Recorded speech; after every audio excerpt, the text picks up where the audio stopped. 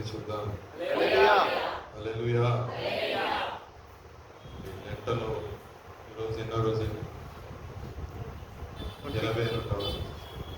ఎలా ఉంది మీ ఆత్మీయ జీవితం? ఏదైనా బలాన్ని పొందుకొని ఉన్నారు? దేవుళ్ళో ఏమైనా బలపరచబడి ఉన్నారు? లేదంటే 20 days బ్యాక్ ఎలా ఉన్నామో వల్ల ఇప్పుడు కూడా అలాగే ఉన్నాము అనుకుంటున్నారు? ఎలా ఉంది మీ యొక్క ప్రార్థనా జీవితం? మీ యొక్క లెంట్ డేస్ ఫాలో అవుతుంది మీ యొక్క జీవితంలో? నేను అంటాను, మీరు ప్రారంభించిన దినం నుండి ఈ దినం వరకు గ్రాడ్యువల్గా మీ ప్రేయర్ టైం ఇంక్రీజ్ చేసుకోవడం కానీ, లేదంటే దేవుని యొద్ద నుండి ఏమైనా దర్శనాలు కానీ, లేదంటే ప్రార్థనా జీవితంలో కొంచెం బలాన్ని పొందుకున్నట్లయితే దాన్ని బట్టి మేము ఎంతగానో సంతోషించేవారు ఉంటాం. దేవునికి స్తోత్రం. హల్లెలూయా. ఇప్పటి వరకు లేకపోతే ఇప్పటి నుంచి ట్రై చేయండి. ఇంకొక 18 days అయినా వేసినట్టుంది. సో యాక్చువల్గా నేను వేరే ఏదైనా చెప్పాలి, కాకపోతే మనం ఒక లెంట్ ఫాలో అవుతున్నాం కాబట్టి ఫాస్టింగ్ గురించి ఎక్కువ మనం వినడం మంచిది. ఎందుకంటే ఫాస్టింగ్లో different types of fasting prayers ఉన్నాయి. సో ఈ లెంట్ దినాల్లో అనేక మంది మీకు వాక్య పరిచయం చేస్తున్నారు. సో నేను అనుకోవడం ఆ పాయింట్స్ కూడా మీకు కవర్ చేస్తుంటారని అనుకుంటున్నాను. మరి ఎనివే నా సైడ్ నుండి కూడా చెప్పాల్సిన బాధ్యత నాకు ఉంది కాబట్టి కొన్ని మాటలు మీకు తెలియచేయాలని ఆశపడుతున్నాను. దేవునికి స్తోత్రం. హల్లెలూయా.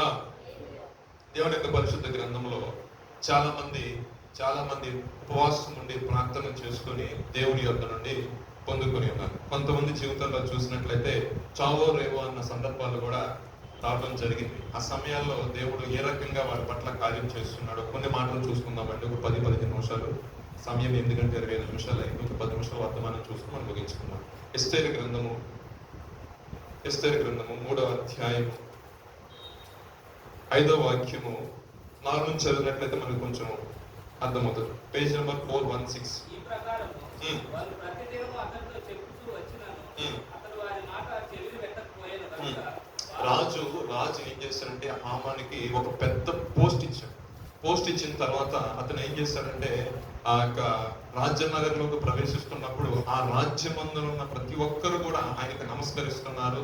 వంగి దండలు పెడతారు కదా, లేదా సాష్టాంగ పడి నమస్కరిస్తారు కదా, ఆ రకంగా చేస్తున్నారు. కానీ యూదులు ఎవరైతే ఉన్నారో ఈ యూదా జనాంగం ఏం చేసిందంటే జస్ట్ చూసినప్పుడు జస్ట్ వాళ్ళని అడ్వైజ్ చేశారు, అంతేగాని అంత మించి వంగి నమస్కరించడం కానీ, సాష్టాంగ నమస్కారం చేయడం కానీ, సాగిలు పడటం అనేది యూదులు చేసేవారు కాదు. అందరినీ గమనిస్తున్న వారు మిగతా వాళ్ళు అంటారు, రాజుకు చెప్పేవాళ్ళు కొంతమంది రాజు దగ్గర పనిచేస్తున్న వారికి అధికారం పోస్ట్ ఇచ్చారు కదా, ఆ పోస్ట్ ఇచ్చిన అధికారుల దగ్గర నుండి ఏదైనా సరే కొంచెం ఫేవర్ పొందామని మిగతా సైనికులు ఏం చేశారంటే, అరే బాబుని ఇలా చేయకూడదు, మిగతా వాళ్ళందరూ దండం పెడతారు కాబట్టి మీరు కూడా ఏం చేయాలి, సాగిలు పడాలి, నమస్కరించాలి, మొరక్కాలి ఎవరిని, హామాన్ని. అలా కాకపోతే మీకు ప్రమాదం వాటిల్లిందని పక్కన చెప్పారు. అయినా సరే మేము యూదులం కదా, నిజ దేవుడినైనా ప్రభుని ఆరాధించేవారం కాబట్టి మేము ఆ ప్రకారం చేయను అన్నారు. దాంట్లో మొదటి వ్యక్తి మొదటిగా ఉన్నప్పుడు ఈ విషయాన్ని ఏదో ఒక రకంగా ఏదైనా మనకు బెనిఫిట్ చేకూర్చుతామో అన్నట్టు వీళ్ళు ఏం చేశారంటే హామానికి తెలియజేశాడు. హామాను కూడా అబ్జర్వ్ చేస్తున్నాడు. అందరూ నమస్కరిస్తున్నారు కానీ నమస్కరించట్లా. ఈయన బాధ ఏంటంటే మనం పొజిషన్ లో ఉన్నాము, ఈ పొజిషన్ లో ఉన్న మనకి అందరు నమస్కారం చేస్తున్నారని ఒక సపరేట్ బ్యాచ్ మాత్రం మనకి అగెనిస్ట్ గా ఉంది. అంటే ఆ సింహాసనంలో కూర్చున్న, ఆ ఉద్యోగంలో కూర్చున్న ఈయనకున్న అసంతృప్తి ఏంటంటే కొంతమంది మనకి నమస్కరించాల. సో ఆయన ఒక నిర్ణయం తీసుకుని ఏంటంటే అసలు మొర్దెకై లాంటి వ్యక్తిని తీసేయడం చాలా స్వల్ప విషయం, కానీ అలా ప్లాన్ చేయాలి. ఏం చేస్తారంటే మొర్దెకై ఏ జాతికి చెందినవాడు, మొర్దెకైకి సంబంధించిన వాళ్ళు ఎంతమంది అన్నారు వాళ్ళందరూ కూడా బాబు ఫిల్టర్ చేసిన తర్వాత ఒక రాజశాస్త్రం రాశాడు. ఏంటంటే యూదా జనంగా ఎవరైతే ఉన్నారో వాళ్ళందరూ కూడా పలానా తారీఖున 13వ తారీఖున ఏం చేస్తారంటే మీ యొక్క సంస్థల వాళ్ళందరినీ తీసుకొచ్చేసి నిర్మోహమాటంగా స్త్రీలేమి, పురుషులేమి, యవనస్తులేమి, శిశువులేమి అందరూ నిర్దాక్షిణ్యంగా చనిపోయింది అని ఏం చేశాడు, శాస్త్రం రగిలించి చూడండి. ఒక్కరితో పోయేది ఎక్కడ పోయింది. దీన్ని ఏమంటారు, చావురయ్యే పరిస్థితులు కదా. మన జీవితంలో కూడా ఇటువంటి వస్తా ఉంటాయి. ఇటువంటి వస్తా ఉన్నప్పుడు మనం ఏం చేస్తామంటే ఏం చేయాలి, ఏం తెలియక 10 మందికి తిరుగుతాం. ఫైనల్ గా వస్తాం గాడి దగ్గరికి. ఎక్కడికి వస్తామంటే మనకు తెలిసిన రాజకీయ నాయకులతో మాట్లాడతాం, మనకు తెలిసిన పెద్దలతో మాట్లాడతాం, మన కుటుంబంలో పెద్దలతో మాట్లాడతాం, ఆర్థికంగా మనల్ని బలపరిచేవారంటే వారితో మాట్లాడతాం, లేదా మనకి కొంచెం ఏంటంటే సపోర్టివ్ గా నిలబడే వ్యక్తులతో మనం మాట్లాడతాం. వాళ్ళందరూ కూడా ఏమి చేయలేని పరిస్థితి ఏర్పడింది అనుకోండి, అప్పుడు ఏం చేస్తామో ఫైనల్ గా ఎక్కడికి వస్తామో దేవుడి దగ్గరికి వస్తాం. కానీ మొద్దుగా ఏం చేశారు తెలుసా? ఎప్పుడైతే ఈ తాకీదులు వెళ్ళాయి, అన్ని చోట్లకి వెళ్ళిపోయాయి ఆ శాసనాలు. సుషాను కోటలో కూడా వచ్చింది. వచ్చిన తర్వాత ఆ విషయం తెలుసుకున్న మొద్దుకే వెంటనే బట్టలు చింపుకొని నెత్తి మీద పొడి చల్లుకొని ఏం చేశారు? వెంటనే ఉపవాస ప్రార్థన చేయడం మొదలుపెట్టారు. గోనె పట్ట కట్టుకొని ఆ రాజు మార్గం గుండా వెళ్ళే మార్గం ఉండగా ద్వారం ఉండగా ద్వారం వైపు నుంచారు. కానీ అక్కడ ఉన్న శాసనం ప్రకారం గోనె పట్ట ధరించిన ఏ వ్యక్తి కూడా లోపలికి రాకూడదు. ఎందుకంటే అది ఎలాగంటే రాజుకు అవమానకరంగా ఉంటుంది. అంటే రాజ్యంలో ఏదో కళ్ళలో జరగబోతుంది, రాజ్యంలో ఏదో నా యొక్క పరిపాలనలో జనాలకి ఏదో నచ్చలంటే మనకి చూడండి నిరసనలు చేస్తూ ఉంటారు, కంటే వేస్తారు, ఫ్లెక్సీ పెడతారు, ఒక 4-5 రోజులు నిరాహార దీక్షలు చేస్తూ ఉంటారు. చూడాల్సిన అర్థం కాదు, అర్థమైంది. చూడాల్సిన చూడాలి. మొన్న లాస్ట్ 2 years బ్యాక్ జూనియర్ డాక్టర్ల సమ్మె, చూడాలి సమ్మె అంటే అసలు ఈ వర్డ్ ఎక్కడ వాడు కాదు. జూనియర్ డాక్టర్ అయితే న్యూస్ కానీ చెప్తాడు, మన పూర్తి చెప్పడం. మనవాళ్ళు కూడా ఏదైనా నిరసన తెలియజేస్తున్నప్పుడు అందరూ కూడుకొని కలెక్టరేట్ ముందో లేదంటే సీఎం క్యాంప్ ఆఫీస్ ముందో లేదంటే ఎక్కడ అసెంబ్లీ ముందో ఏం చేస్తారన్నట్టు సమ్మె చేస్తారు. ఆ రోజుల్లో మొద్దుగా చేసిన పని ఏంటంటే మా పరిస్థితి ఎలా ఉంటే రాజు దృష్టికి తీసుకొని వెళ్ళాలి అనే ఒక ఆలోచనతో ఏం చేశారంటే గోనెపట్ట ధరించుకుని ఉపవాసం నుండి ప్రార్థన చేస్తాం. కానీ ఎవరు పట్టించుకోవట్లా. నేను ఏమైనా ఇద్దరు కదా చెప్పడానికి అందరూ కూడా ఎవరు ఇన్ఫార్మర్స్? హామాన్ ఇన్ఫార్మర్సే. మొద్దుకి అడ్డలేరు, మొద్దుకి ఇటు వచ్చి మొద్దుకి అటు వస్తున్నాడు, ఇటు వస్తున్నాడు, మొద్దుకి ఇది చేస్తాను అది చేస్తాను అని చెప్పేసి ఇన్ఫర్మేషన్ పంపించేవాళ్ళు. దేవుడు రాజు యొక్క ఇన్ఫర్మేషన్ వెళ్తున్నా. అయితే మొద్దుకి ఒక ఆలోచన వచ్చింది, ఈ ఇన్ఫర్మేషన్ జరుగుతున్న విషయాన్ని మొత్తం కూడా అందరూ చట్టంలో ఉండరు కదండి, కొంతమంది మంచులు ఉంటారు కదా. ఎస్తేరుకి తెలియజేశారు. ఎస్తేరుకి తెలియజేస్తే ఎస్తేరు ఆ విషయం విని అసలు రాజు సముఖంగా రాజనగరంలో గోనె పట్ట ధరించడం అనేది చాలా ప్రమాదకరమైన విషయం అని తెలిసి ఆమె ఏం చేసిందంటే వెంటనే ఒక వ్యక్తిని పంపించింది, ముందల గోనె పట్ట తీసేయమని చెప్పు. నేను చెప్పిందంటే గోనె పట్ట ధరించి తీసేసి ఆ వస్త్రాలు పంపించి అధ్యాయం రాయమన్నది. 4వ అధ్యాయం చదువుకుంటూ వస్తే ఇంటికి వెళ్ళిన తర్వాత అధ్యాయం రాయమన్నప్పుడు అక్కడ అంటాడు, అసలు పొరపాటు తీయలేదు. ఒకవేళ మాకేం జరిగినా నువ్వు తప్పించుకుంటాను అనుకుంటావేమో, నువ్వు కూడా తప్పించుకోవడం ఎస్టర్ అంటది. నువ్వు ఏదైనా సరే రాజు చెప్పాలన్నప్పుడు అప్పటికి 30 దినాలు అయిందయ్యా, ఇంతవరకు రాజు యుద్ధం నాకు ఆజ్ఞ రాలేదు, ఇప్పటికి 30 దినాలు అయింది. రాజు సముఖమునందు ఆ సముఖంలోకి వెళ్ళాలంటే ఆయన పర్మిషన్ లేకుండా వెళ్ళామనుకో, ఒకవేళ రాజు చేతిలో ఉన్న బంగారు దండ మనం చూసావా, అది కానీ నా వైపుకి తిప్పబడకపోతే నేను ఒకవేళ ఆ రాజుగా నాకు అవకాశం ఇచ్చి మాట్లాడాలనుకో, నాకు మాట్లాడడానికి అవకాశం, ఆ బంగారు దండం ఎప్పుడైతే నా వైపు తిప్పబడుతుందో అప్పుడు నాకు మాట్లాడడానికి అవకాశం వస్తుంది. సరే నేను నశించదును. 4వ అధ్యాయము 15వ వాక్యం ఉంటుంది. అప్పుడు ఎస్తేరు మొర్దెకైతో పోయి సూసనునందు కనబడిన యూదులందరినీ సమాజ మందిరంలో సమకూర్చి నా నిమిత్తం ఉపవాసం ఉండి 3 దినములు అన్నపానములు చేయకుండుడి, నేను నా పరికర్తలను కూడా ఉపవాసం ఉందుము, ప్రవేశించుట న్యాయ వ్యతిరేకముగా నున్నను, నేను రాజునద్దకు ప్రవేశించుదును, నేను నశించినా నశించను. ఇదండి కొన్ని పరిస్థితులు ఎలా ఉంటాయంటే చెప్పే కదా, చావు ఏమన్నట్టు అంటే వెళ్తే ప్రాణాన బావచ్చు, లేదంటే సక్సెస్ అని బావచ్చు, ఏదైనా జరగచ్చు. ఆ సిచ్యువేషన్ లో ఉంది అక్కడ ఆ రోజు ఎస్తేర్ అయితే మొదటిగా చెప్పిన మాట ఏంటంటే నేను రాజు సముఖానికి వెళ్తాను, కానీ నువ్వు కూడా ఒక పని చేయలేదు తెలుసా, ఎవరైతే యూదులు ఉన్నారో నువ్వు అక్కడే గూడు జల్లుకు నువ్వు అక్కడే ప్రార్థన చేస్తే విజయం అనేది రాదు. ఇప్పుడు ఎవరి జీవితం అందరికి కదా ప్రాణభయం ఉన్నది అప్పటికి కదా. అంటే ఆ యొక్క శాసనం రిలీజ్ అయితే అందరూ కూడా అసాక్షిగా మార్చిపోతారు, అందరూ చనిపోతారు కదా. సో నువ్వేం చేస్తావంటే ఈ యొక్క సమాజంలో అందరూ ఉన్నారో వాళ్ళందరూ కూడా ముగి చేసి ఒక ప్లేస్ సమాజంలో తీసుకుని వచ్చి అక్కడ మీరు ఉపవాసం ఉండి ప్రార్థన చేయండి. ఎవరి నిమిత్తము? నా నిమిత్తము. నేనేం చేయబోతున్నాను, నేను రాజు యొక్క సముఖంలోకి వెళ్తున్నా. యాక్చువల్ గా నేను పిలవలేదు, సో నేను పిలవడానికి నేను వెళ్తాను కాబట్టి రాజు యొక్క కోపాగ్రహానికి నేను గురయ్యాననుకో ఇమ్మీడియట్ గా అక్కడక్కడే తల తప్పిస్తాను. సో నాకు అటువంటి శిక్ష పడకుండా మొదలు నా కోసం ప్రార్థన చేయండి. నేను మీకు ప్రార్థన చేయని చెప్పేసి నేను ఇంట్లో తిని పడుకొని నేను కూడా ఏం చేస్తాను, నేను 3 దినాలు అన్నపానాలు మానేసి ఫాస్టింగ్ లో ఇది ఒక టైప్ ఆఫ్ ఫాస్టింగ్. 3 దినాలు అంటే తిండి లేదు, వాటర్ లేదు, ఏమి లేదు. అంటే కంప్లీట్ గా ఒక ప్లేస్ లో కూర్చొని 72 hours 72 గంటలు ఒక ప్లేస్ లో కూర్చొని దైవ ధ్యానం.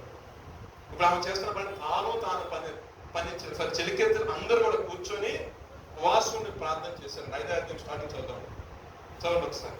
3వ దినమందు ఎస్తేరు రాజభూషణములు ధరించుకొని రాజనగరు యొక్క ఆవరణంలో రాజు సన్నిధికి వెళ్ళి నిలిచెను. రాజనగరు ద్వారములకు ఎదురుగానున్న రాజావరణంలో చదవండి. తన రాజాసనం మీద రాజు కూర్చుని ఉండెను. రెండో వాక్యం. రాణి అయిన ఎస్తేరు నిలబడి ఉండగా రాజు చూడగా ఆమె యందు అతనికి దయ పుట్టెను. రాజు తన చేతిలో నుండి బంగారపు దండమును ఎస్తేరు కంటే చాపగా ఎస్తేరు దగ్గరకు వచ్చి దండం యొక్క కొన ముట్టెను. చాలు చాలు చాలు. సో చేసిన ప్రార్థనకి దేవుడు ఇక్కడ జవాబిచ్చాడు లేదు. ఒకవేళ ఆ బంగారు దండం గన ఆ వైపు తిప్పకపోయినా, రాజుకు ఆమె పట్ల దయ కలగకపోయినా ఆ సిచ్యుయేషన్స్ వేరేలా ఉంటాయి అనంటారు కదా. సో దేవుడు ఎంతైనా నమ్మదగిన వాడు. ప్రతికూలమైన పరిస్థితులు మన జీవితాల్లో వచ్చినప్పుడు ఏదైతే విషయం నువ్వు ప్రార్థన చేస్తున్నావో ఆ చేసే ప్రార్థన విషయం ఏంటంటే నమ్మకత్వాన్ని కనపరచాలి. ఏదైనా ఆ ప్రార్థన నమ్మకత్వం కనపరుస్తున్నప్పుడు నీకు ఇంకా ఆన్సర్ రావట్లేదు లేదు, ఇది చాలా ఇది ఏంటంటే ఇక్కడ మనకి ముందు పోతే లేదనుకున్న టైంలో ఏంటంటే మనకు ఉన్న ఒక ఏకైక ఆప్షన్ అంటే ఫాస్టింగ్ ప్రేయర్ అన్నమాట. ఈ యొక్క ప్రార్థన శక్తి చాలా డిఫరెంట్. ఎందుకంటే ఫాస్టింగ్ మన ప్రాణాన్ని ఆయాసపరుచుకున్నప్పుడంట దేవుడు మరింత సమీపంగా వస్తుంట. అర్థమవుతుందా? చాలా మంది ఇప్పుడు దానియేలు గ్రంథంలో చూసినట్లయితే దేవుని యొక్క ఉన్నతమైన ఉద్దేశాలు తెలుసుకోవడానికి దానియేలు 9వ అధ్యాయంలో రాయబడిన మాట ఏంటంటే దేవుని యొక్క విషయాలు తెలుసుకోవడానికి దానియేలు ఉపవాసం ప్రార్థన చేశాడంట. అర్థమైందండి? దేవుడి దగ్గర నుంచి కొన్ని విషయాలు తెలుసుకోవడానికి, నిగూఢమైన విషయాలు దేవుడి దగ్గర నుంచి తెలుసుకోవడానికి, కొన్ని విషయాల్లో రాజులతో మాట్లాడడం తన జ్ఞానం లేనప్పుడు భూ సంబంధమైన జ్ఞానం కోసం కాదు కానీ పరలోక సంబంధమైన జ్ఞానం కోసం ఉపవాసుడి ప్రార్థన చేసినట్టు దేవుడు అతనికి అనుగ్రహించి ఉన్నాడు. అదే విధంగా అపోస్తలుల కార్యాలు 13వ అధ్యాయం 2వ వాక్యం మనం చూసినట్లయితే కొన్ని మాటలు ఉంటాయి. వాళ్ళు ఉపవాసుడి ప్రార్థన చేసినప్పుడంట సౌలును బర్నబాను ఆ పరిచర్య కొరకు ఎన్నుకున్నారంట. వాళ్ళ ఉపవాసం ప్రార్థన చేసిన తర్వాత వాళ్ళ మీద చేతి నుంచి ప్రార్థన చేసి దేవుని యొక్క పరిచర్యకు నడిపించారు. అంటే ఉపవాస ప్రార్థనకి చాలా శక్తి ఉంది. ఉపవాస ప్రార్థన చాలా బలం ఉంది.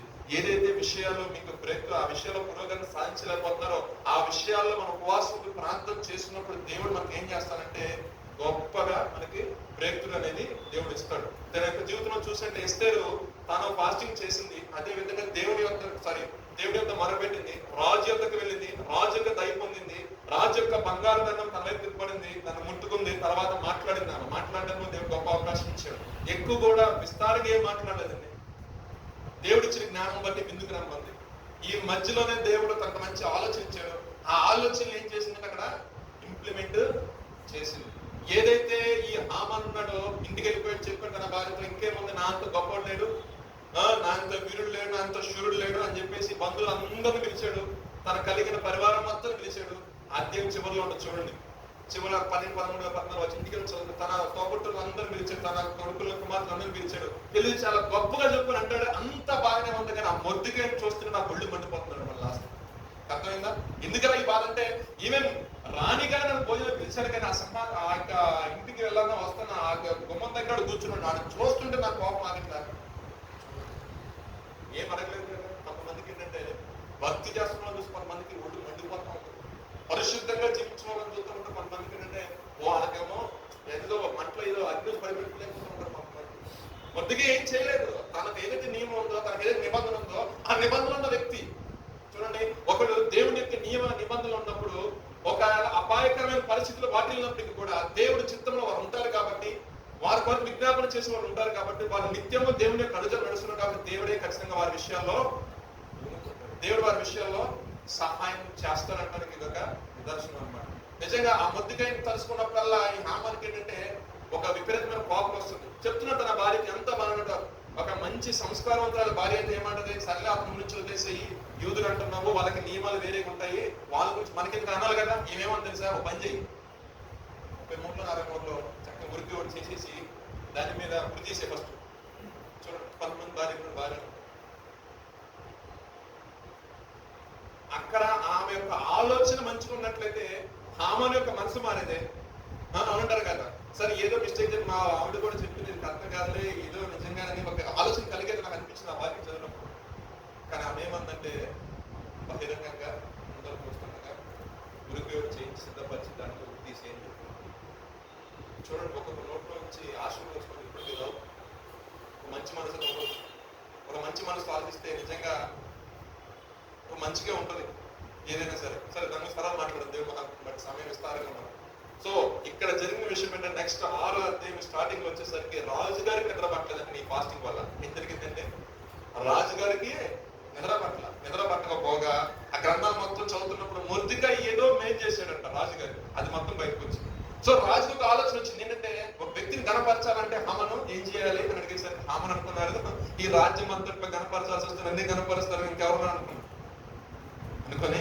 చెప్పాడు. ఆయన లిస్ట్ పెట్టాడు, నీ సింహాసనం మీద కూర్చోబెట్టాలి, నువ్వు వెళ్ళి రథం మీద తిప్పాలి, నువ్వు పెట్టుకుని కిరీటం పెట్టుకోవాలి, నువ్వు వేసుకున్న వస్త్రాలు వేసుకోవాలి, నువ్వు పెట్టుకునే ఉంగరం పెట్టుకోవాలి అంటే రాజుని ఎలా ఉన్నాడో యాజ్ టీజ్ గా ఇక్కడ ఇంకొకరిని ఎలా ఇంక చూస్తే రాజు చూసినట్టే ఉంటారు. ఇంకో విషయం చెప్తున్నా, ఒక రాజు ఒక వ్యక్తిని గణపరిస్తే ఈ రకం గణపరుస్తారని ఒక దండలు కొట్టడం మొదల అంటే ఒక ఊదుకుంటా శబ్దాలు చేసుకుంటా ఆ విధంగా ఉంటారని చెప్పేసరికి నన్ను దత్తానికి అవకాశం ఇట్లా చేసుకోవాలనుకున్నాడు అవును. కానీ దేవుడు చూడండి ఎంత అవమానించాడు, ఎంత చేసినా దేవుడు దృష్టిలో ఉన్న వాళ్ళు దేవుడు ఏం చేస్తాడో హెచ్చించాలనుకున్నప్పుడు శత్రువు నోట్ల నుంచే గణపరచండి చూద్దారండి అనే విధంగా దేవుడు తీసుకొచ్చాడు. దేవునికి స్తోత్రం, హల్లెలూయా. ఫాస్టింగ్ ప్రేయర్ మీరు తక్కువ ఇప్పుడు నేను రెగ్యులర్ ప్రేయర్స్ గురించి నేను మాట్లాడను, కానీ మీరు ఉపవాసం ఉండి ప్రార్థన చేసుకున్నప్పుడు దేవుడు మనకు మరింత సమీపంలో ఉంటాడు. ఒక బిడ్డ మనకు పేరెంట్స్ బాగా తెలుసు, మనం తినకుండా అలిగి కొడుకుంటే అన్నిటిని నెమ్మదించలేదు. నేను తిన్నాం అంటే తల్లి మనసు తల్లడిపోతుంది. ఒక లోపల ఉన్న మనిషిని కలిగి ఉంటే జీవం గల దేవుడు మా ఒక విషయంలో మన న్యాయబద్ధంగా ఉండి ధర్మబద్ధంగా ఉండి ఇది న్యాయమే కదా, నేను అన్యాయం చేయలేదు కదా అని మనం ఆలోచిస్తున్నప్పుడు దేవుడు మన విషయంలో పూనుకోడంటే 100% 200% నా ప్రభావం వచ్చి పూనుకుంటాడు ఆ విషయం. దేవునికి స్తోత్రం, హల్లెలూయా. ఇక్కడ చూడండి ఎంతగా అవమానపరిచాడు. గోను పట్ట కట్టుకున్న మొర్దెకై ఇప్పుడు ఏ వస్త్రం ధరించాడు? గట్టి చెప్పండి, రాజవస్త్రం. ఒకప్పుడు మన స్థితి ఏంటి? ఎంతో ధైర్యమైన స్థితి. ప్రభువుని తెలుసుకున్న తర్వాత మన పరిస్థితి ఎలా మార్చాడు దేవుడు? ఉన్నతంగా మార్చాడు. నిజంగా మరి ఆ దినాల్లో మనం ఏ రకంగా ఉపవాసం ఉన్నాము, ఏ రకంగా ప్రార్థన చేస్తాము, ఏ రకంగా అంగలార్చున్నామో, ఏ స్థితిలో పడి ఉన్నామో మన పాస్ట్ ఒకసారి జ్ఞాపకం చేసుకున్నాం అనుకోండి, ఫ్యూచర్ లో దేవుడు మనం హెచ్చించిన గర్వం అనేది మన జీవితంలో రాదు.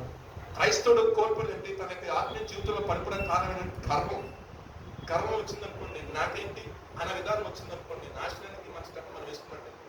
సో మొర్దెకై తన యొక్క జీవితంలో ఎదురు చూశాడు, గోను బట్ట కట్టుకున్నాడు. గోను బట్ట కట్టుకున్న ఈ మొర్దెకై యొక్క జీవితంలో దేవుడు చూశాడు, దేవుడు జ్ఞాపకం చేసుకున్నాడు. కాబట్టే రాజు గణపరచడానికి ఇష్టపడినాడు. రాజు గణపరిచే రీతిని చూస్తే సింహాసనం కూర్చోబెట్టాడు, గొప్పగా ఊరేగించాడు. ఈ మొర్దెకై ఏం చేస్తున్నాడు? మీరు గట్టిగా చెప్పండి కొట్టినారు అవ్వాలి, గట్టిగా అరమన్నారు పనులే. రాజు ఒక వ్యక్తిని గణపరిచి ఈ రకంగా గణపరుస్తాడు. నిజంగా దేవుడు ఒక వ్యక్తిని కాపాలంటే, ఒక వ్యక్తిని ఆశీర్వదించాలంటే ఆ వ్యక్తిలో చూసి నేను చెప్పమంటారా ప్రేమ దేవుడికి స్తోత్రం. అందుకే అంటారు దీన మనసు గల వారి యొక్క వినయ మనసు గల వారి యొక్క నేను చిరకాలం నేను నివాసం చేస్తాను. నా ప్రభు ఒక వ్యక్తి యొక్క జీవితంలో నివాసం చేస్తాను అనుకుని తన యొక్క జీవితం దేదీప్యమానంగా నానాటికి అభివృద్ధి అవుతూనే ఉంటుంది. అంతే కదా, నేను ద్వారము తెరవగా దాన్ని మూయగలవాడు లేడు. మొదటినే జీవితంలో దేవుడు అక్కడ చేసాడు. నెక్స్ట్ ఇమ్మీడియట్ గా అక్కడ జరిగిన సిచ్యువేషన్ ముందుకు వచ్చిన తర్వాత రాజు మాట్లాడుతుండగానే ఇది జరిగింది మొత్తం కూడా వివరించి చెప్పేసరికి రాజు కొంచెం పాపం అర్థం కాదు. అర్థం కాదు కొంచెం ఆ పక్కన నుంచొని ఆలోచించిన లోపల ఏమేం చేసి పడిపోయాడు ఎస్తేరు కాలు మీద. ఎస్తేరు కాలు పడేసి ఎస్తేరు కాలు పడేసరికి రాజు ఏమనుకుని ఇంకేముంది నా ముందే ఎస్తేర్ని ఏదో చేయబోతున్నాడు అని చెప్పేసి ఎవరెక్కడేసరికి వాళ్ళు వచ్చారు, ముసుగేసారు, ఎత్తుకుని పోయారు, తీసుకురంటే టైం కూడా లేదండి. మీకు అర్థమవుతుందా? టైం కూడా లేదు. దుష్టుడు మనకు కనపడడానికి వాడెంతో అభివృద్ధి, కానీ ఫ్రాక్షన్ ఆఫ్ సెకండ్ లో వాడు క్రైస్తవుల జీవితంలో శ్రమ వస్తే ఇబ్బంది కూడా కానీ దేవుడు వల్లనే నశించుకుంటారు. కానీ ఇదే మెయిన్ పాయింట్స్ కానీ ఇదే ఇబ్బందులు కానీ వేరొకరి జీవితంలో వస్తాయి. భక్తులు వారి జీవితంలోకి వచ్చిందనుకోండి, దాన్ని నిలబడలేక సూసైడ్ చేసుకుని చాలా మంది ఎందుకు సిచ్యువేషన్స్ ని కరెక్ట్గా హ్యాండిల్ చేసుకోలేక క్రైస్తవులకు నిరీక్షణ ఏంటంటే ఆత్మహత్యలు చేసుకుని దేవుడు కాదు మీకు ఆత్మహత్య చేసుకుంటారు అంటారు. ఎంత భక్తి చేసి ట్రైన్కి నిలబడి వచ్చాము దేవుడు లోకం. సో వాళ్ళ మనసు ప్రేరేపించారు. ఒకవేళ ఆ టైప్ మనుషులు వచ్చినా దేవుడికి ఇష్టమైన కార్యం అవునంటారు. మొదటిగా తన యొక్క జీవితంలో నడిచిన నడవడిని బట్టి దేవుడు అతన్ని హెచ్చించాడు. ఏ విధంగా చేతనైనా ఎస్తేరు తను అనుకున్నది అనుకున్నట్టుగా తన యొక్క రాజ్య సంబంధం, తన పరివారం, తన యోధ వారిని అందరినీ సంపాదించుకోవడమే కాకుండా మరొక శాస్త్రం రిలీజ్ అయింది. ఒక హామంతో పొలదిన హామను గడించిన వాళ్ళ భార్య అల్బెట్లో ఆ బంధువర్గం మొత్తం ఎవరైతే కూర్చొని మొద్దుకాయ మీద విషయంలో ఆలోచన చేశారో దేవుడు వేళ్లతో సహా ఏం చేశారంటే వెక్కలించాలి. సో దేవుని ఆరాధిస్తున్న మనము క్రైస్తవ సమాజంలో మన యొక్క జీవితంలో కూడా మనం గమనించుకోవాల్సిన విషయం ఏంటంటే ప్రభువుని గురిగా కలిగి పెట్టుకో మనం ముందుకు వెళ్ళిపోవడం మంచిది. వేరొకరి గురించి మాట్లాడడం కానీ, వేరొక విషయాలు తర్కించడం కానీ, లేదంటే మూర్ఖమైన పెద్ద తర్కములకు వాదములకు మీరు సమయాన్ని ఇవ్వద్దని బైబిల్ చెప్తుంది. డిబేట్ చేయడం కానీ ఇవన్నీ చేయడం వల్ల ఏంటంటే లోకంలో అనేక రకమైన ఇబ్బందులు వస్తూ ఉంటాయి. కానీ క్రైస్తవులకు నువ్వు సమయం దొరికితే ప్రేయర్ చేసుకో, సమయం దొరికితే వాక్య ధ్యానం చేసుకో, ఇంకా సమయం దొరికింది 2 గంటలు ఫాస్టింగ్ చేసి శుభ్రంగా 2 గంటలని 3 గంటలని ఈ 3 hours ఏం చేయకూడదు. ఆ ఫోన్ పక్కన పెట్టి సపరేట్ ఫాస్టింగ్ అని చెప్పాలండి. ఈ రోజుల్లో మన జీవితంలో హార్ట్ అంటే భాగం అయిపోయిందో ఈ ఫోన్ అంటే భాగం అయిపోయిందో కణం అయిపోయింది. అది లేకపోతే ఉన్నట్టు మొత్తం కొంతవరకు వదిలేసి ప్రభుత్వం సమయం గడప ఫాస్టింగ్ ఉంటున్న కొద్ది కాలంలో అయినా సరే ప్రభు దగ్గర మార్చబడిన తర్వాత మొద్దికాయకి ఒక పోస్ట్ ఇచ్చారు, మొద్దికాయకి ఉంగరం ఇచ్చారు, మొద్దికాయకి శాస్త్రం రాసి రిలీజ్ చేసే అధికారాన్ని నా ప్రభు అంటే ఈయన చేసిన ఉపవాస ప్రార్థన ఎక్కడా కూడా అదాగా పోలేదు. ఇలా నువ్వు చేస్తున్న ప్రార్థన నీ బిడ్డల విషయంలో కానీ, కుటుంబ విషయంలో కానీ, నువ్వు ఏ విషయంలో అయితే ఉపవాసం నువ్వు ప్రార్థన చేస్తున్నావో 100% నువ్వు ఖచ్చితంగా దాని విషయంలో రిజల్ట్ చూస్తావు. విశ్వాసంలో ప్రార్థన చూస్తావు. వీళ్ళు చేసిన ఫాస్టింగ్ చూడండి, 3 రోజులు ఎంతో మానేశారంట. నేను అలా చేయమని చెప్పను దయచేసి. ఎందుకంటే మీరంటారు ఆ పాస్టర్ గారు 3 రోజులు అన్నపానాలు మానేసి ఫాస్టింగ్ చేయకపోతారు. నువ్వు ఫాస్టింగ్ చేస్తావు, మీ పేరెంట్స్ దూరం ఉంటావు, హాస్టల్లో ఎక్కడ తల్లిని పడిపోతావు. ఎన్ఆర్ హాస్టల్ చర్చగా గుర్తు వస్తారు, ఎక్కడ జాషువా బడ్గర్ గారు మందులో పాస్టర్ గారికి వస్తారు. ఇవన్నీ మాకు కొంచెం ఇబ్బంది కలిగేసే విషయాలు. కాబట్టి ఫాస్టింగ్ అనేది నీ యొక్క హెల్త్ కూడా చూసుకోండి. మీకు అర్థమవుతుంది చెప్పేది. నేను మిమ్మల్ని డిమోటివేట్ చేయగలిగే విషయంలో కూడా మీరు ఉండగలరా లేదని మీకు తెలుస్తుంది. మీ స్టామినా అంటే మీకు తెలుస్తుంది.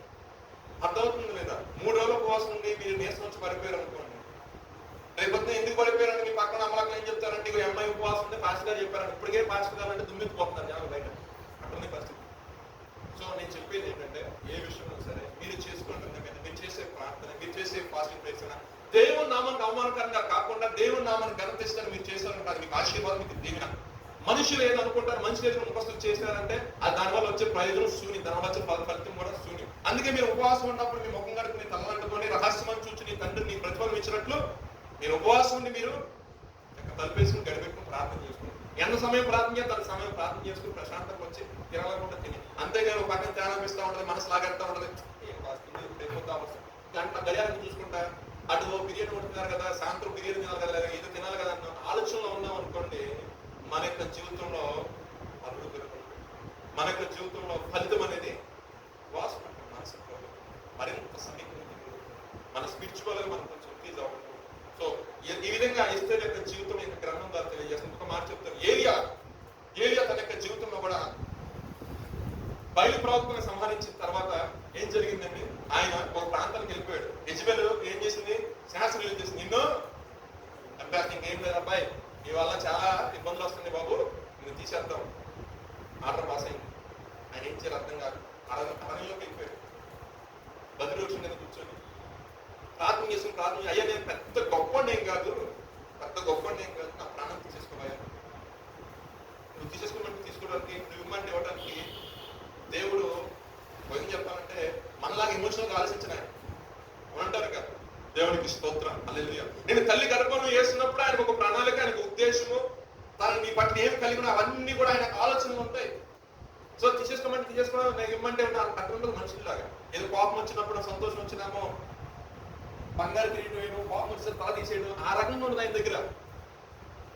ఆయన వచ్చాడు చూసేసి ఆయన తెలీదా, ఆకాశం దగ్గర అడిగిన వెంటనే పంపించాడు.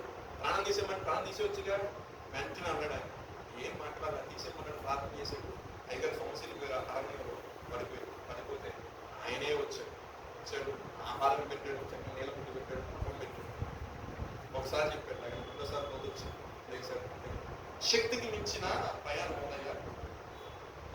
ఆహారం తిన్నాడు, ఆత్మ సంబంధమైన దేవదూతల చేత ప్రిపేర్ చేసిన ఆహారం తిని 40 రాత్రింపగళ్ళు ప్రయాణం చేశాడంట. దేవునికి స్తోత్రం. హల్లెలూయా.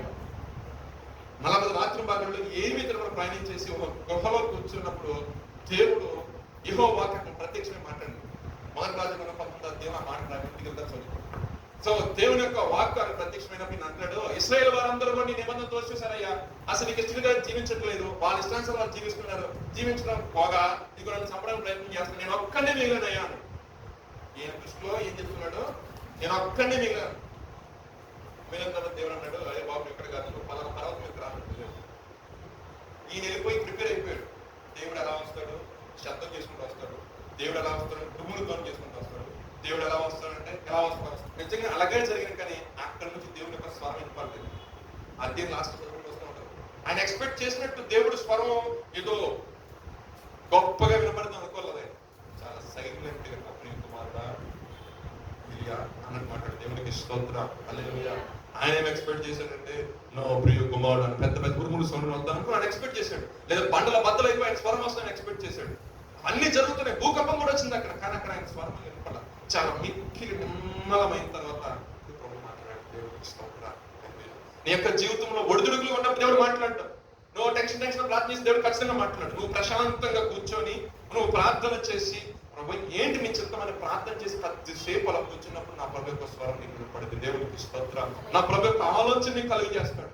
నా ఇష్టానుసారంగా నేను ప్రార్థన చేసిన రిజల్ట్ రానే, నువ్వు నీకు ఇచ్చిన ఆయుష్కాలం మొత్తం నువ్వు ప్రార్థన చేసిన హడాపుడిగా నీకు రిజల్ట్ మనకి రాదు.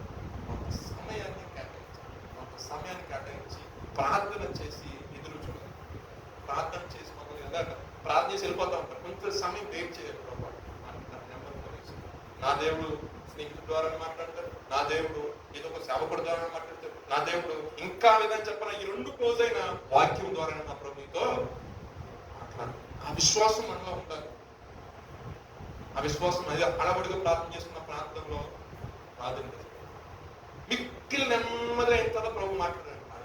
ఏమన్నా చెప్పాను సార్ మన అంటాడు, నేను ఒక్కనే మిగిలిన అంటాడు. అసలు బయలుకి నమస్కారం చేయకుండా ఏర్పరచుకున్న వాళ్ళు ఇంకా ఇశ్రాయేలు వారు 7,000 మంది ఉన్నారని తెలుసు అన్నాడు. దేవుడికి స్తోత్రం. హల్లెలూయా.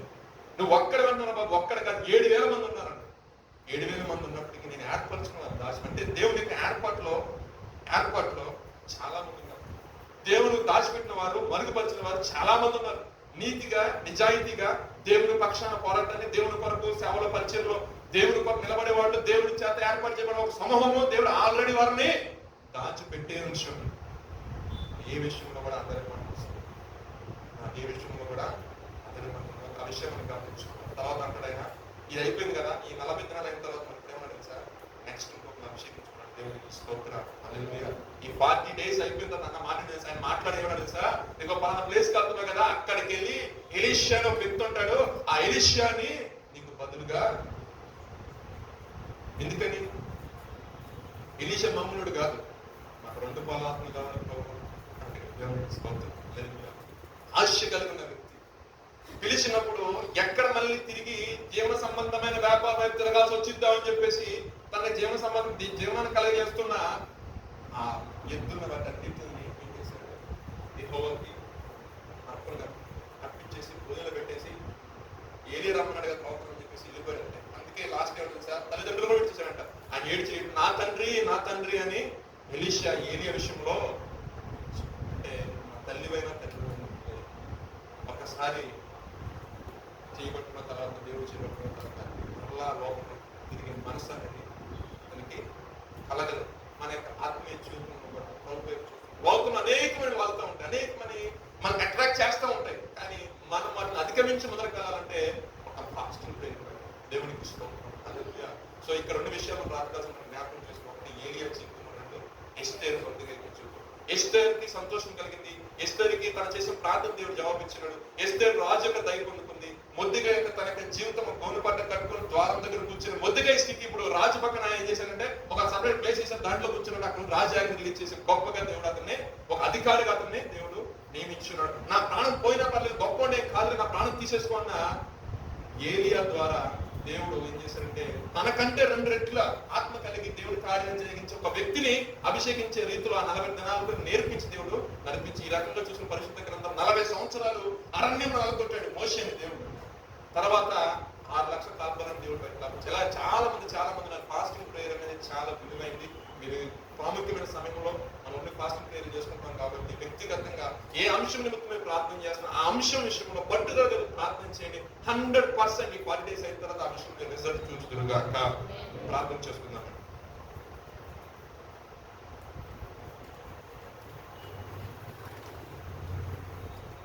ప్రార్థన చేసుకుందాం కొన్ని నిమిషాలు.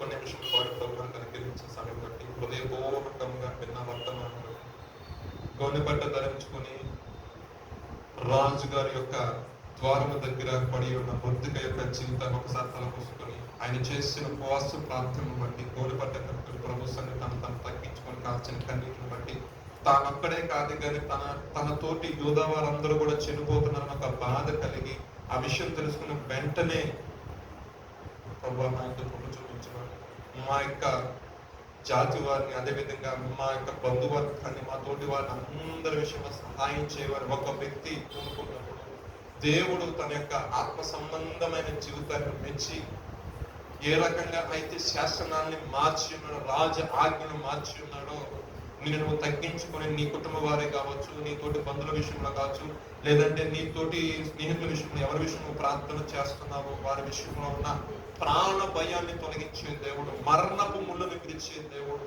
గొప్ప కార్యాలు జరిగించే దేవుడు, రిపోర్టులను సైతము కూడా మార్చగలిగిన దేవుడు, గొప్ప కార్యం జరిగించే దేవుడు మనం ఆరాధిస్తున్నాం. కాబట్టి కొన్ని నిమిషంలో వ్యక్తిగతంగా ప్రార్థన చేసుకున్నామండి. విన్న వర్తమానం బట్టి కొన్ని నిమిషంలో ప్రార్థన చేసుకున్నాం.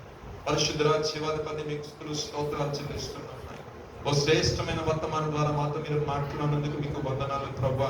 అయ్యా నా తండ్రి ఫాస్టింగ్ ద్వారా గొప్ప పురోగతిని మా ప్రభు మా పిల్లలు అయ్యా సంపాదించుకున్నట్లు, వారి యొక్క జీవితంలో గొప్ప మేలులు వారు పొందుకున్నట్లు అయ్యా నా తండ్రి నీ సన్నిధిలో చేయబడుచున్న చిన్న ప్రార్థనే కావచ్చు ప్రభా. వారి ఆసక్తితో ప్రభా ఈ 40 దినాలు నా ప్రభు సన్నిధికి వెళ్ళాలి, ప్రభు సన్నిధిని ప్రార్థన చేసుకోవాలని ఒక ఆశ కలిగి వస్తుండగా ప్రభా మానకుండా ప్రభా వారి జీవితాల్లో ఒక అద్భుతమైన జరిగించండి ప్రభా. ఈ యొక్క 40 దినాలు వారి జీవితం ఆత్మ సంబంధమైన జీవితంలో ఆత్మీయంగా వారి పురోగతిని ప్రభా సాధించినట్లు, ఏ విషయాల్లో వారు వీక్ అయిపోయి ఉన్నారు, ఏ విషయాలు వారు కృంగిపోయి ఉన్నారు, ఏ విషయాల్లో ప్రభా అయ్యా చలనమైన స్థితిలో పడిపోయి ఉన్నారు, ఆ విషయాలన్నింటిని కూడా ఒక నూతనమైన శక్తి ప్రభా వారు పొందుకొని ప్రభా ఎక్కడ బలహీనైపోయారో ఆ విషయాలు వారు బలము పొందుకొని ప్రభా ఈ పరిచర్లో ప్రభా పరిగెత్తున్నట్లుగా ప్రభా అయ్యా వారి కుటుంబ విషయాల్లో ప్రభా వ్యక్తిగత జీవితాల్లో ప్రభా అనేక మందికి దీవెనకరంగా ఆశీర్వాదకరంగా ప్రభా ఉండినట్లుగా మీ సహాయం చేయమని ప్రార్థిస్తున్నాము తండ్రి. అయ్యా ఎస్తేర్ అయితే ప్రభా నేను నశించదునని ప్రభా ఒక తీర్మానానికి వచ్చింది ప్రభా. ఒకవేళ నేను చనిపోయినా చనిపోవద్దును కానీ రాజు నేను సంభవిస్తాను. బట్ ఏంటంటే నేను మిమ్మల్ని ఇచ్చలేదు ఒకటే, మీరు కూడా నా కోసం ఉపవాసంలో ప్రార్థన చేయండి ప్రభా. ఇదిగో అనేక విషయాల్లో సేవకులు ప్రభా నిలబడి ప్రభా అయ్యా నేను సమీపించే విషయంలో ప్రభా నిజముగా ప్రభా కొన్ని విషయాల్లో ప్రభా నా తండ్రి గొప్ప ప్రభా శాపే కోసం అయినా సరే ప్రభా ఉపవాసం ఉండి ప్రభా అయా నా తండ్రి వస్తున్న విశ్వాసాల కొరకు ప్రభా వారి వ్యక్తిగత జీవితాల శాపం అనే కాడి విరగొట్టబడాలి, ఆశీర్వించబడాలి, దీవించబడాలి. ఉపవాసం ప్రార్థన చేస్తుండగా ప్రభా నిజమైన మేలు, నిజమైన ఆశీర్వాదం, నిజమైన దీవెన ప్రభా వారు అనుభవించినట్లుగా మీరు కార్యం మీరు జరిగించే దేవుడుగా అయ్యా మీరు చేస్తున్న విధానం బట్టి మీకు వందనాలు ప్రభా. ఈ రోజున గొప్ప ఎంకరేజ్మెంట్ తో మేము వెళ్తున్నాం ప్రభా బయటికి ప్రభా.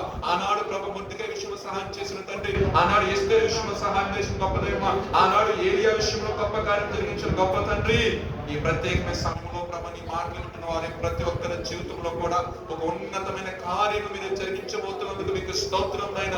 నేను ఒక్కడే కదా ప్రభా, కానీ ప్రభా బయలుకు మొక్కగా ప్రభా నమస్కరించగా అయా నా తండ్రి ప్రతిమ ఎదుట నమస్కరించి ఉన్న వారందరూ 7,000 మందిని ప్రభా నేను ప్రత్యేకపరిచి దాచిపెట్టిన దేవుడు ప్రభా. దుష్టుడు మొట్టకుండా ప్రభా కంచి వేసి కాపాడే దేవుడు ఉన్నది తండ్రి. ఈ ప్రజల విషయంలో అయా నా తండ్రి రోషం కలిగి ప్రభా కార్యం జరిగించే దేవుడు, రోషం కలిగి నిలబడే దేవుడు ప్రభా. అయా నా తండ్రి ప్రభా నీ నన్ను ముట్టుబడినక్కను ప్రభా నా తండ్రి ముట్టుబడినక్కను ముట్టినట్టే అన్నావు ప్రభా. అయా నా ప్రియ తండ్రి జరుగుతున్న పరిస్థితులను ఎరిగిన దేవుడు, సమస్తమును దృష్టిస్తున్న దేవుడు ప్రభా. అయ్యా నా తండ్రి తగిన సమయం కొరకు ఎదురు చూస్తున్న దేవుడు ప్రభా. నా ప్రియ తండ్రి గొప్ప కార్యము మా బిడ్డ జీవితంలో మీరు కార్యం జరిగించండి. దుష్టుని యొక్క కుతంత్రాలు, దుష్టుని యొక్క ఆలోచనలు అయ్యా దుష్ట తలంపులను లయపరుస్తున్నందుకు నీకు స్తోత్రాలు చెల్లిస్తున్నాం. ఆయన సమయాన్ని పోనివ్వక సద్వినియోగం చేసుకోమంటున్నాం దినముల చెడ్డవి కనుక మీరు సమయాన్ని పోనీయొద్దు అంటున్నాం అయ్యా నా తండ్రి ప్రార్థన ఎందు, విజ్ఞాపన, యాచన ఎందు మా సమయం దొరికిన కొలది నీతో గడిపే వాక్యాన్ని మాకు అనుగ్రహించండి అయ్యా మా సేవకులు మీరు ప్రేమించి ఈ యొక్క 40 దినాల ఉపవాస ప్రార్థనగా జరిగించడానికి అయ్యా వారు మీరు ప్రేరేపించిన విధానం బట్టి మీకు స్తోత్రాలు చెల్లిస్తున్నాం ప్రతి ఒక్కరు కూడా నీ నామములో నా ఫలాన్ని వారు అనుభవించాలి నీ నామములో వారు ప్రార్థన చేసుకుంటున్న ఒక గొప్ప అయ్యా ఈ 40 దినాలు కూడా నా తండ్రి తర్వాత గొప్ప సాక్ష్యాన్ని విన్నట్లుగా, ఒక ఆత్మ సంబంధంగా వారికి ఎదగబడినట్లుగా, వ్యక్తిగత జీవితంలో ఫలాభివృద్ధి ఉన్నట్లుగా, అభివృద్ధి ఉన్నట్లు అన్ని రంగాల్లో మా ప్రియులు గొప్ప ఉత్తీర్ణత సాధించినట్లుగా మీ కార్యము మీరు జరిగిస్తున్నందుకు మీకు స్తోత్రం. ఏ విషయంలో కూడా మేము తక్కువ కాదు అన్నట్టుగా అన్ని విషయాల్లో మా ప్రజలు మీరు ఎత్తుతున్న విధానం బట్టి మీకు స్తోత్రం ఉన్నతమైన స్థితిలో కూర్చొని పెడుతున్న మీకు స్తోత్రాలు చెల్లిస్తున్నాం తండ్రి. మీ కార్యం మీరు జరిగించి అయ్యా సర్వ సమాజంలో నీ కొరకు గొప్ప సాక్షులుగా పెట్టి మీరు నిలబెట్టబోతున్నందుకు రాబో తరం వారికి బహు తరములకు సంతోషకరంగా ఆనందకరంగా మీరు చేసేదన్న వాగ్దానం ఈ సంవత్సరం మా ప్రతి ఒక్కరి జీవితంలో నెరవేర్చుకున్నట్లుగా మీరే కార్యములు జరిగిస్తున్నామని ఆ ప్రభువు మీ ప్రియకుమారుని యేసుక్రీస్తు వారి పరిశుద్ధమైన నామములో అడిగి వేడుకొని ప్రార్థిస్తున్నాము తండ్రి. ఆమేన్.